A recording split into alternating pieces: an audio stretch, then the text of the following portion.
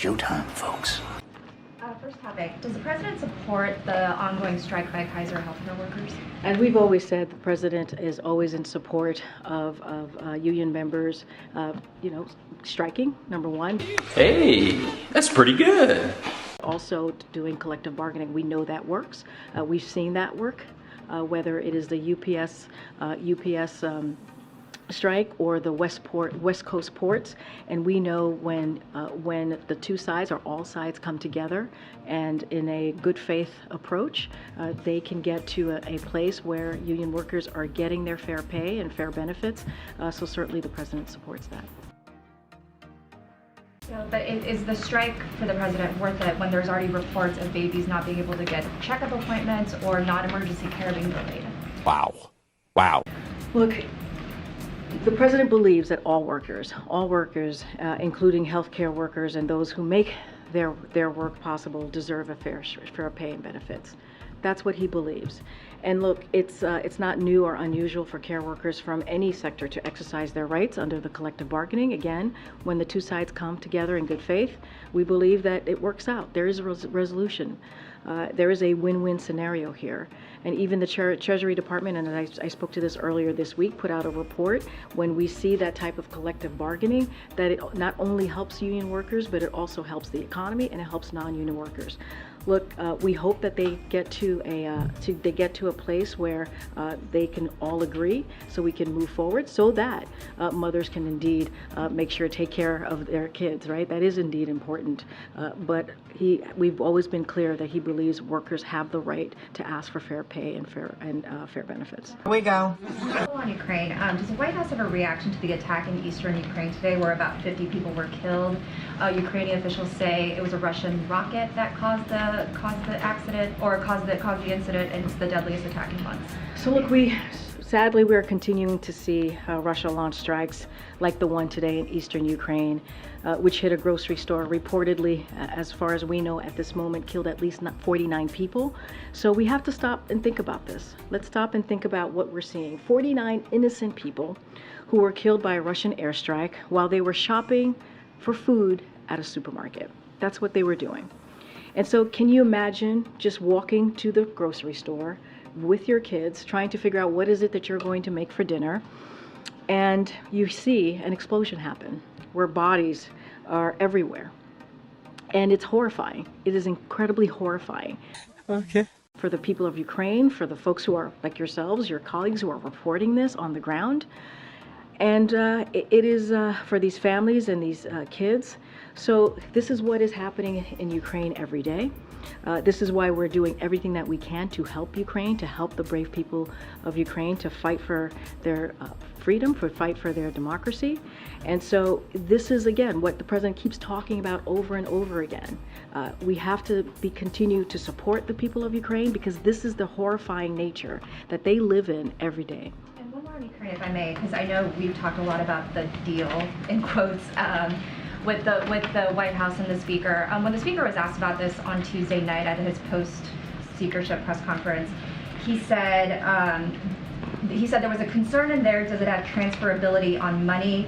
I believed and my staff believe it did. What I did say to the White House, if it does not, if you think in some way it doesn't do it the way it should, I will fix that. I did say that. I did say I'd do it. Is that the agreement that the White House had with the Speaker, fixing some money transferability issues as it relates to Ukraine aid? So here's what I can say, and just to what the president alluded to, so we have another package of aid of Ukraine for Ukraine soon as part of our normal cadence, which includes weapons and equipment for the fight that they're in. And so we're going to continue to do that.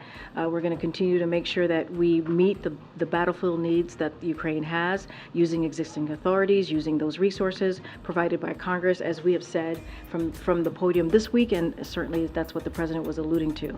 I'm not going to go beyond what the president said. We ultimately, though, we believe that Congress needs to act. Hey, y'all, come look at this. right? Even as we talk about these authorities, these are the resource authorities, funding authorities that we have, these PDAs, and you've heard from my colleague at NSC that we can go a bit longer, but it's not the long-term solution. So the big piece of this right now is that we need Congress to keep their promise, the promise that they made to Ukrainians about continuing that bipartisan support. We see it in both chambers that there is a majority of support there, and so that's what, when we talk about the long term, how we move forward, that's what we want to continue to see.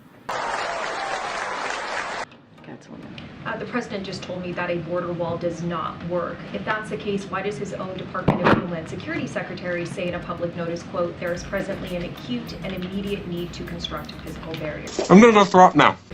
Here's what I can say. I can speak to what the president was very clear in saying, and also what you all have been reporting about this this construction.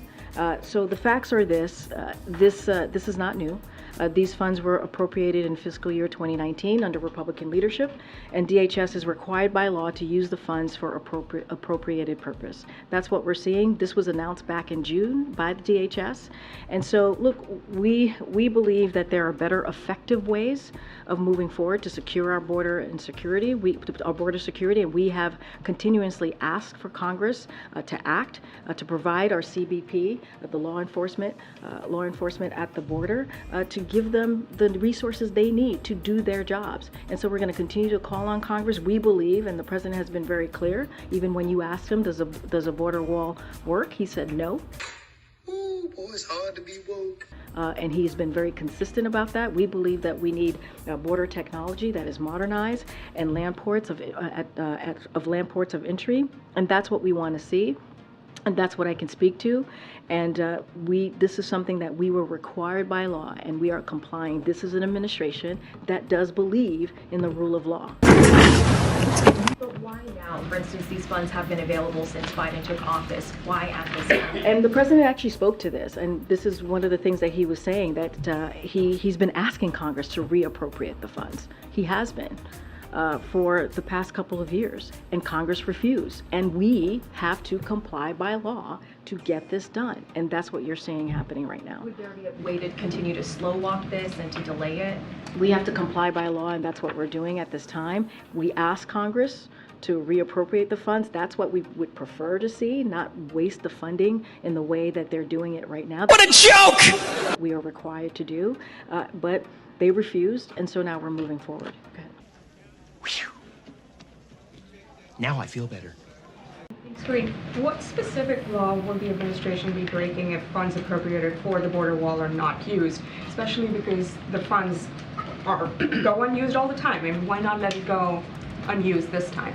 Well, look, I'm not going to speak to the law. I would have to refer you to Department of Justice. I'm not a lawyer, but what I can tell you is that this is a law that we are complying with. We have asked Congress multiple times to reappropriate this. This is not the way that we believe is going to be effective here. We believe in modernizing the system, not actually building a wall. The president said himself he does not think this is effective, and so we're complying by law. And we believe that in the rule of law here, and we're moving forward and getting that, in following the law. Is this the administration in some ways recognizing that using these funds at this moment will be useful in Texas? We are complying by the law that says that we need to do this, and that's what DHS is asking for. It's over.